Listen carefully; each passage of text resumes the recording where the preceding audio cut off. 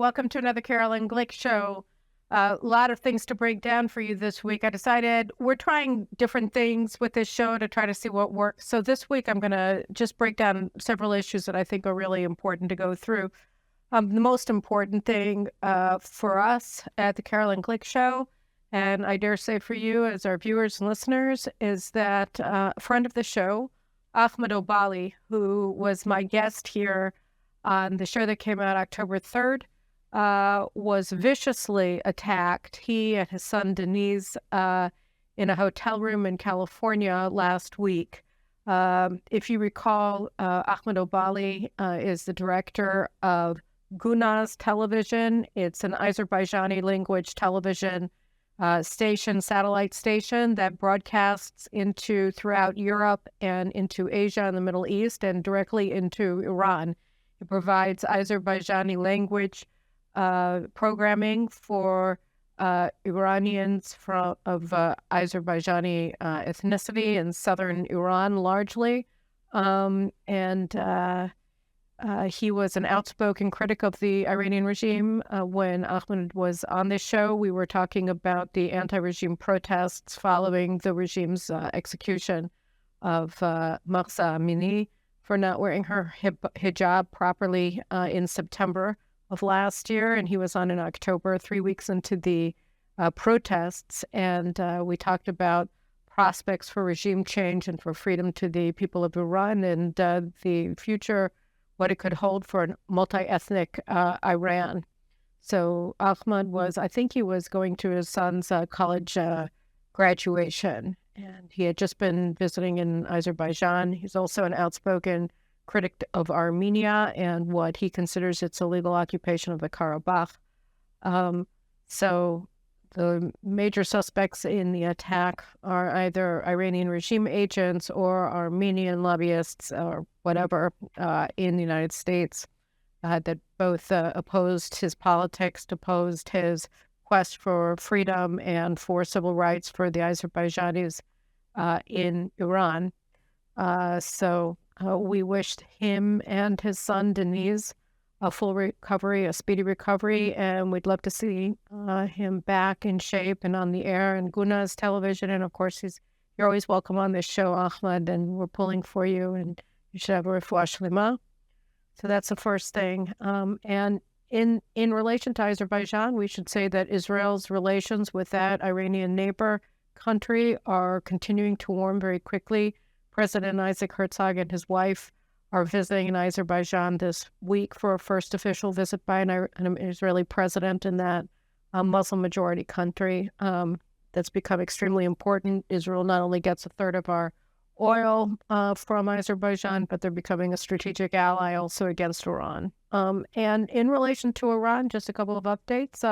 In case you haven't noticed, the Iranians announced, or it's been reported that they have a new enrichment site outside of Natanz. According to AP, it's being built near the Zagros Mountains in central Iran, close to Natanz, and that experts say the site is likely beyond the range of a last-ditch U.S. weapon bunker-busting bomb designed to destroy such sites. Israel, of course, allegedly attached the Natanz centrifuge site in July 2020, where it was a scene of a massive explosion and the destruction of a whole bunch of centrifuges. So now the Iranians are trying to build a bunker-proof underground site for enriching uranium. They also test-launched a fourth-generation Khorramshahr ballistic missile called Khaybar, which Khaybar is the site of the annihilation of Arabian Jewry under Muhammad, so it's a nice name for it. It has a range of 2,000 kilometers, and according to the U.S. and French, it's supposed to maybe become a missile that can hold a nuclear warhead. So that's a violation of UN Security Council resolution, but apparently nobody cares because the U.S. is reportedly conducting indirect negotiations with Iran now through the Sultan of Oman, who was just visiting in Tehran this week. He's there to see about maybe mediating a deal between the United States and Iran for unfreezing $10 billion in frozen Iranian funds that are currently being held by South Korea and Iraq on behalf of the regime. And in exchange, Iran allegedly, reportedly, is supposed to free 5 American Iranian or 3 American Iranian citizens and 2 permanent U.S. residents who are being illegally held in Iran. And in addition, there's this talk that actually the Sultan of Oman didn't just come to try to free U.S. hostages in exchange for $10 billion, that he's also mediating some sort of a renewed nuclear deal, which would see a partial lift of U.S. sanctions on Iran in exchange for some curtailment or another of Iran's nuclear enrichment activities. This, of course, would be another catastrophe because all it does is give Iran further legitimacy to go forward with a nuclear weapons program, which, of course, they're doing full speed ahead. But I think it speaks volumes about the fact that the Biden administration is fundamentally unserious about either opposing the regime, protecting people like Ahmad Obali and the 30,000 political prisoners in Iranian jails that have been picked up since the anti-regime riots began last September.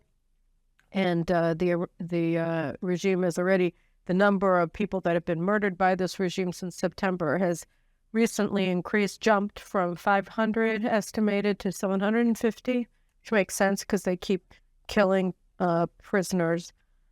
And that then brings us from one story to another, which is U.S.-Israel relations, U.S.-Jewish relations. So on U.S.-Israel, just a couple of things.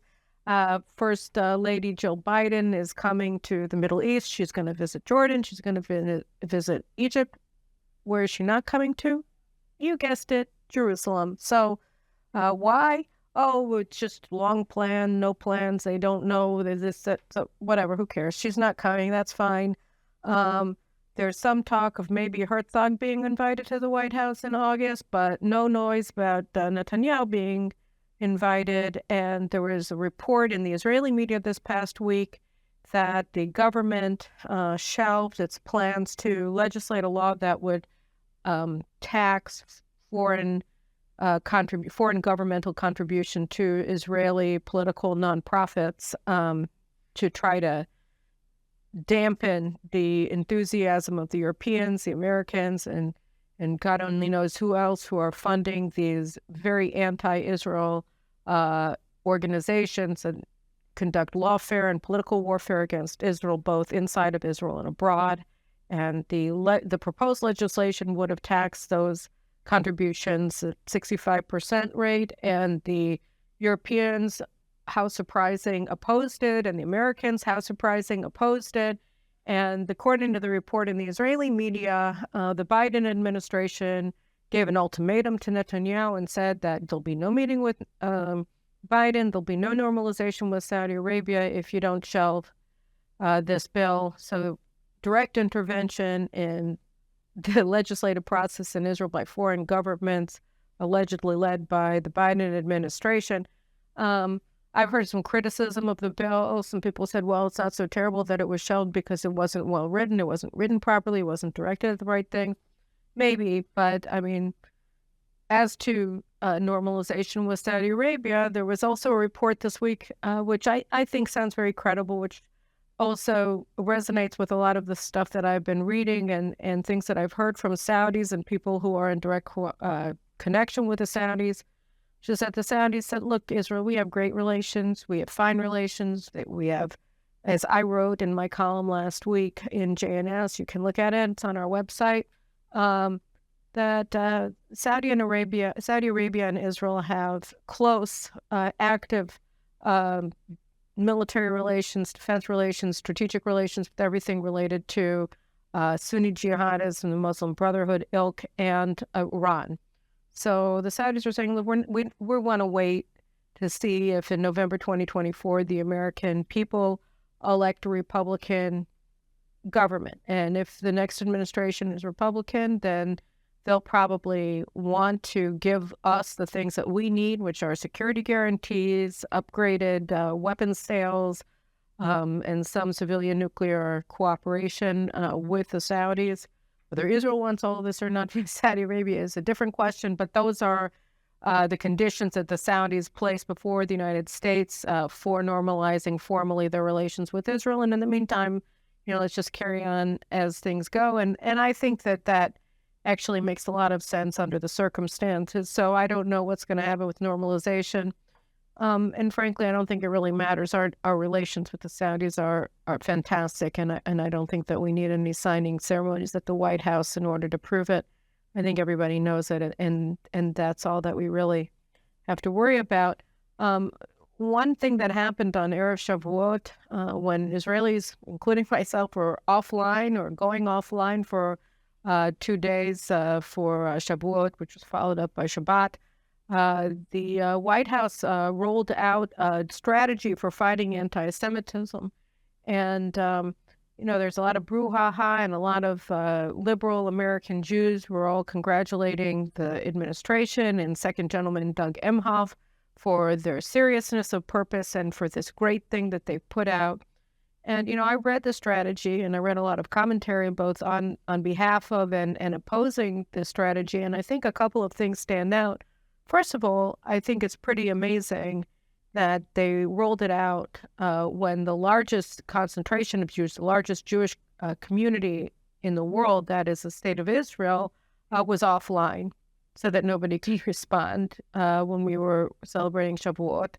We've seen this a lot on college campuses, where on the Seder Eve, on the eve of Passover, or the eve of Yom Kippur or Rosh Hashanah, student councils and universities pass BDS resolutions. So the Jews aren't there, and they take advantage of the situation to pass these anti-Israel resolutions that transform pro-Israel Jewish students on campuses into pariahs. So that was one thing that I found notable and problematic, was the timing of the rollout. But then the content of the strategy itself is really alarming in a way, because how can you have a strategy for fighting something that you won't even define? And the administration went out of its way not to define anti-Semitism, even though the State Department adopted the definition of anti-Semitism that was put out, I think, in 2016 by the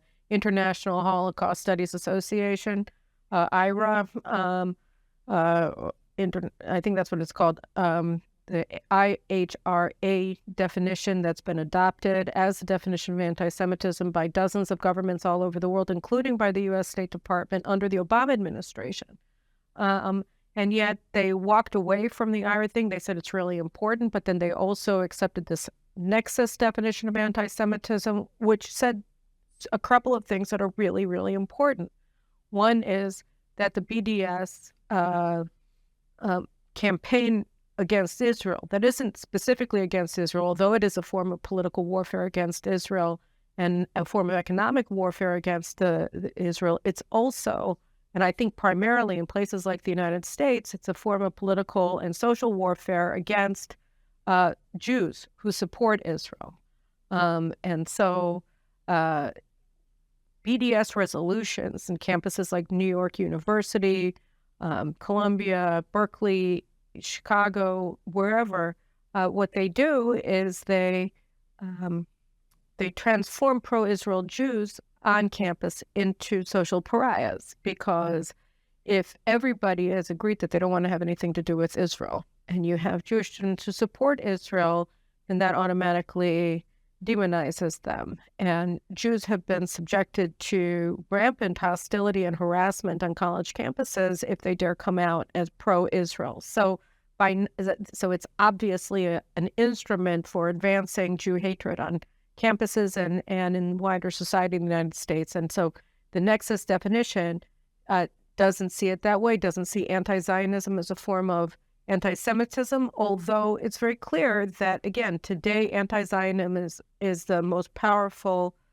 form of anti-Semitism in the world. It's just taken the individual Jew, transformed it into the collective Jew, and all of the demonology that had been ascribed for centuries to Jews as individuals or Jews as a community or Jews as a faith are now being ascribed to Jews as a political collective and as a sovereign state against Israel. And one of the most alarming things that we're seeing in the shenanigans of the Israeli left that are threatening, in fact, setting this country on fire with their political violence against the government and its supporters, and members of Knesset in the governing coalition, is that they have internalized anti-Zionism.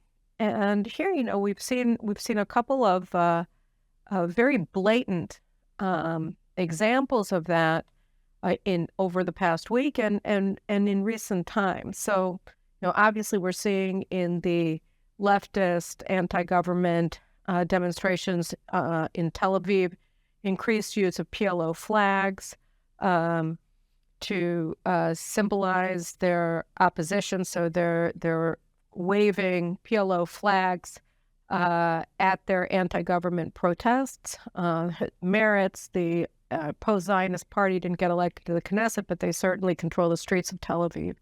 And last Saturday night at their protests, they were all waving these PLO flags and shouting the chant of the jihad, where they said,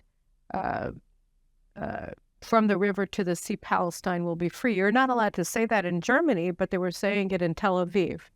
And the idea is that there's something horrible, evil, immoral about Israel, that they have internalized the concept that was repealed at the UN in 1991, which is Resolution 3379 from 1975, that declared Zionism, the Jewish National Liberation Movement, as a form of racism.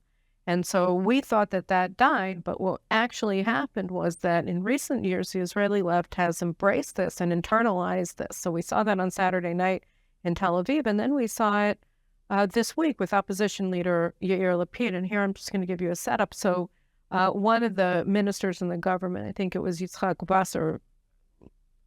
Wasserlap, who is he is the minister for the development of the Galilee and the Negev, and he put forward a government decision, so policy decision, which would instruct all government agencies and ministries to be guided in their policymaking by the by Zionism. And this is most Israelis are Zionists. In fact, a very large majority, I would say, of Israelis would identify themselves as Zionists. They support Jewish statehood. They want Israel to be a Jewish state. They live here because it's a Jewish state. They want their children to live in Israel as a Jewish state, and they have no interest in anything ever happening to our one and only Jewish state in the world. So just like the nation-state law, that Jewish isn't, Israel is a nation-state of the Jewish people basic law that was passed, I think, in 2017. This is an anodyne claim. It's almost worthless. It's like, why are you wasting our time with this? Well, we're wasting, apparently, I was against the nation-state law because I thought it was unnecessary, but then we saw the truth that it's not unnecessary at all. Because leftists from Tzipi Livni to, Meretz and members of the Labor Party were all opposed to it. Merav Michaeli and her predecessors. And in their opposition, they exposed that they're no longer Zionists. They used to be socialist Zionists. They long ago walked away from socialism when they saw that it's much easier to get rich or whatever. And in this world, they prefer capitalism, especially when they get all the gains. But they're not socialists anymore, so that left Zionism. But they've abandoned Zionism as well. And they've internalized this anti-Semitic concept that's plaguing Jews all over the world, that says that the Jewish character of Israel is inherently a racist character, that there's something inherently evil about Jewish statehood, and therefore they have to oppose it. So that an anodyne law like Israel is the nation state of the Jewish people, or an anodyne government decision that says that Zionism should be the lodestone for government ministries and agencies when they're making their policies, this suddenly is wrong. And that was resonated this week by opposition leader Yair Lapid. Yair Lapid is many things. He's not an ideologue. He's much more of a nihilist. And so what he does is promotes things. I mean, he's a pitch guy on TV. That's his background. He does one-liners. He does commercials for Bank Hapoalim. He's not an intellectual. He never finished high school. So he comes out with his pithy response to the government's policy decision, the proposal for a policy decision on Zionism. And he says that it would be racist to pass this. In other words, the head of Israel's opposition, the guy who's, behind all of these protests and giving them and legitimizing them and demonizing the government and demonizing the government supporters, demonizing members of Knesset in the governing coalition, he said flat out that he thinks that Zionism is racism. So, people may hate Netanyahu and they voted for him as a protest vote because he's the head of the largest party in the opposition. They may think all kinds of things, but they don't think that Zionism is racism. And that's where things are going now.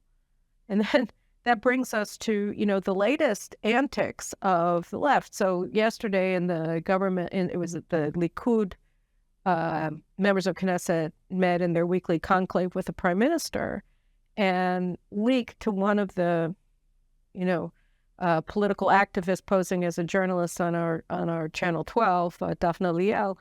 She reported that this leaked recording where members of Knesset are complaining because they're having these violent and angry and scary protests, not really protests, they're harassers outside of their homes 24/7, harassing their families, harassing them, and never letting up. And anytime they, they're living under impossible conditions, sort of like the conservative justice in the Supreme Court after the Dobbs decision on abortion was leaked. And so they're in this very, awful position where, it's bothering their neighbors, it's bothering their kids, it's bothering them, and it's unrelenting. So the rebels, or whatever you want to call them, the insurrectionists, the anarchists, when they heard the leaked recording of the Likud ministers, they got all excited. They're like, "Oh, look, we have to do it more. We should intensify the harassment." And everybody calls them protesters, but they're not protesters. They're harassing people. That's what they do, and we saw it very vividly this week. Simcha Rotman, who was here a couple of weeks ago, the chairman of the Knesset Constitution, Law, and Justice Committee that was shepherding all of the judicial reforms through the Knesset before they were halted, he was supposed to speak. He was invited to speak at a conference on, on judicial reform at Tel Aviv University this week on Sunday. And it was actually quite frightening what happened. He was met by rioters and the University of Tel Aviv University did nothing to try to protect him at all. I mean, nothing. They didn't try to push them back. They didn't discipline any of the students who were literally, threatening him physically with physical violence. He was surrounded by this ring of bodyguards. And then he finally got into the room where they were supposed to have this conference, and he was being harassed inside by these students who wouldn't let him speak, who were cursing him, who were screaming at him, who were threatening him, who were, of course, demonizing him. These are not protesters. These are harassers. These are rioters. These are people who are a mob, and they're dangerous and they're scary. And so, we saw this at Tel Aviv University this week, and Education Minister Yoav Kish sent a letter to the presidents of the universities of Israel demanding that they stop silencing, half of the Israeli people in academia, that this is not academic freedom. Because, by the way, 2 days earlier, all of the same university presidents who sat by and allowed the chairman of a Knesset committee to be physically threatened on their campus, they said that they would oppose with all their might a proposed bill that would outlaw waving flags of terrorist organizations like the PLO on college campuses. And that would be a free speech issue, but denying the right of an elected official to speak on their campuses, well, that's cool. That's fine. That's totally legitimate. It's also freedom of speech to silence half of the country and their elected representatives on university campuses. So Israel is sort of morphing into the United States in that way, in terms of not only embracing the concept of Zionism as racism, in the behavior of leftists in Israel, whether they're on the Supreme Court or in the state prosecution or in the Knesset or on the streets, and in the media, of course, or whether it's blocking freedom of scholarship, freedom of speech on university campuses. This is looking very similar to the United States. But and one final thing on our wonderful leftists. So Shikma Bressler, who's I think a physicist, but now her real job is to incite rebellion, revolt, and civil war in Israel. She just posted a YouTube in English. There's going to be a Support Israel parade in New York next week, and a bunch, I think probably too many, but whatever, 13 ministers and Knesset members from the coalition are planning to fly to New York to participate in this celebration of Israel at 75. I think they go down Fifth Avenue every year. And so they're going to go and participate, and then the Jerusalem Post is having a conference, and a bunch of them were scheduled to speak to different American Jewish groups and audiences, synagogues and whatnot, in and around New York. So this Shikma Bressler with J Street people and others called for American Jews who care about democracy to go after these dictators and attack them and block them and ruin the Celebrate Israel parade. So this is like, a better stage-managed BDS campaign against Israel being carried out by or led by Israeli leftists against the state of Israel, not only at home, but in America.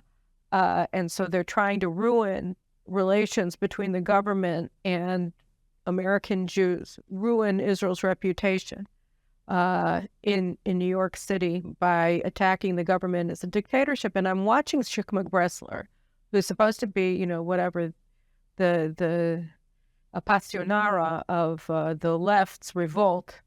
And, forgetting the fact that her English is just horrible. I'm looking at this woman in the video, and we'll play a little clip of it behind me. She sounds like just, if you see a spoiled kid, like a little brother or sister, and I say this as a little kid, I never did this, never. Don't get me wrong, but if their brother or sister beats them at a game, and they just can't accept that, and then they say it's not fair, they didn't meet me, they cheated, they don't know what they're doing, and then they threaten to hold their breath until you acknowledge that you're lying and that they won and you lost.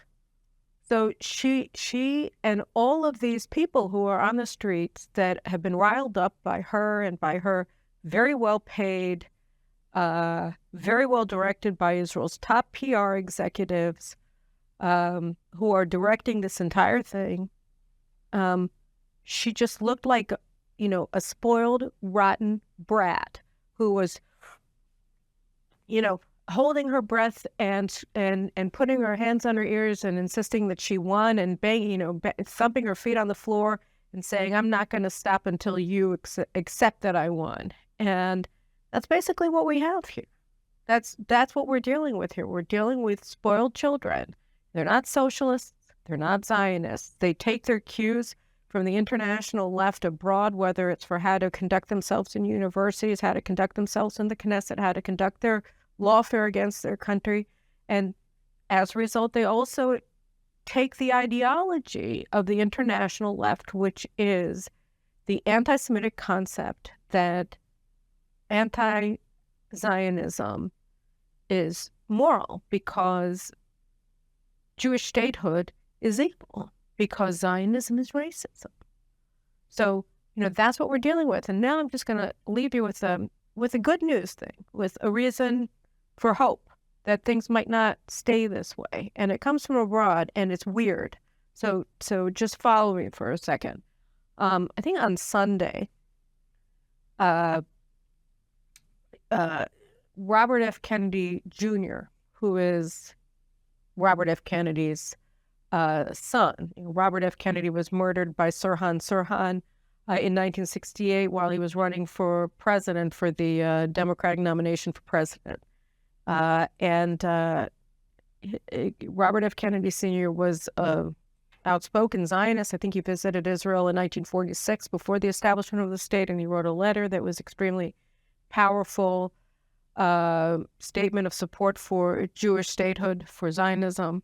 Anyway, so Robert F. Kennedy Jr., his son, is running for president now, and he has become an outspoken opponent of the lockdowns for COVID, and I think for the vaccines, I'm not sure. He's a mixed bag, but he wrote this post on Twitter where he was congratulating Roger Waters, right, for being a courageous champion of, I don't know, truth, light, and all that's good and sweet in the world. And we all know that Roger Waters is essentially a Nazi-like anti-Semite. You know, he said floating pigs at his concerts, and he's outspoken hater of Israel and of Israeli Jews, and champion of BDS. And he had given this concert in Berlin where he dressed up as a Nazi and he started shooting a fake gun into the audience, and he compared Anne Frank to Shirin Abu Akleh, the Al Jazeera journalist who was killed while she was embedded with Palestinian Islamic Jihad terrorists in the middle of a firefight with IDF forces last year. So he's comparing Anne Frank, a Jewish girl who was taken out of an attic. She and her family were hiding from the Nazis in occupied Holland, to a woman who was killed while embedded with terrorists engaged in a gunfight against the Israeli military. Okay, so that in and of itself is anti-Semitic. Whatever. So it was shocking to me that I saw this Robert F. Kennedy thing, and I saw it. The camera had initially tweeted it, and so I saw it, and I posted it, and then a friend of mine contacted me. I don't know if I can give his name or not, but he said, I don't think he knew what he was talking about. He's not an anti-Semite. And so I said, what do you mean? And then he said he didn't know that Roger Waters was an anti-Semite. RFK Jr. is not an anti-Semite. And then he erased his tweet, and he wrote he had no idea certain of the affiliations of Roger Waters. When he wrote it, he was congratulating him for his position on Corona, because apparently Roger Waters was also opposed to the lockdowns and opposed to the mandates and the vaccines or whatever. So he thought something, and it turned out that he was communicating something else. And why is this a positive thing? Because not all the people who associate with the progressive left are anti-Semites. The concept of intersectionality, which at base is a way to bring anti-Semitism into the bloodstream of American politics, which says that the Jews are the new Nazis, Zionism is racism, like Black Lives Matter's manifesto says, and tie the Palestinian war against Israel with a Black struggle for civil rights in the United States, or equality or whatever, that this was a deliberate campaign by Israel haters, Palestinians, and others, some aligned with Hamas, some not, whatever, to transform American society into an anti-Semitic society. And not everyone got the memo. A lot of people didn't. And for somebody who his single issue for the past couple of years has been being opposed to the Corona mandates, the COVID-19 mandates, the lockdowns, vaccines, and all the rest of it, he's not thinking about, RFK is not a Jew, and he's not thinking about Israel a lot. And he didn't mean to find himself with Roger Waters as a bedfellow. He didn't sign on to it. And that's the thing. He didn't sign on to the intersectionalist dogma, which, by the way, Bernie Sanders did, of course. And he's now becoming a very powerful voice in the Democratic Party. And he may take over Bernie Sanders' mantle, and he's not anti-Semitic. So it's possible that, you know, if we understand what we're seeing, and if I understood properly what I saw, then there may be a possibility of breaking apart this alliance, and that, of course, would be amazing, not only for American Jews, which of course it would be amazing for, but for the United States, for the Democratic Party to sort of stop at the last minute before anti-Semitism is just bursting out all over the place inside of American politics, because that's what this definition of anti-Semitism allows. And I don't know if you saw, but City College of New York's a law school. They had this jihadist lady who hates America, hates Jews, hates the New York Police Department, whatever, thinks law in the United States is all white supremacy. She was the elected speaker for her graduating class, and she gave this Nazi-like talk to rave applause from her fellow graduates at CUNY Law School. So, you know, this is already happening. The idea that somebody on the left would stand up to this, and I'm not saying he stood up great, but he did stand up and said, that's not what I meant to do, when he took down his tweet praising Roger Waters and he separated himself from him. This could be promising, and we should see where this might go. Obviously, Robert Kennedy Jr., I just want to thank you for walking away from your praise for Roger Waters, and extend you an official invitation. You're invited to come and speak on the Carolyn Glick Show and give us your views. But whatever the case, a lot of things are going in bad directions. Some things are going in good directions. We have to move the things that are in bad directions into a good direction, and we have to try to make the good things that are happening even better and more powerful, and keep going forward and keep watching me and the Carolyn Glick Show. We'll see you again next week. And remember, subscribe to the channels. It's the Carolyn Glick Show on YouTube and on Rumble and JNS YouTube and podcasts wherever you take them. So take care, and we'll see you again next week.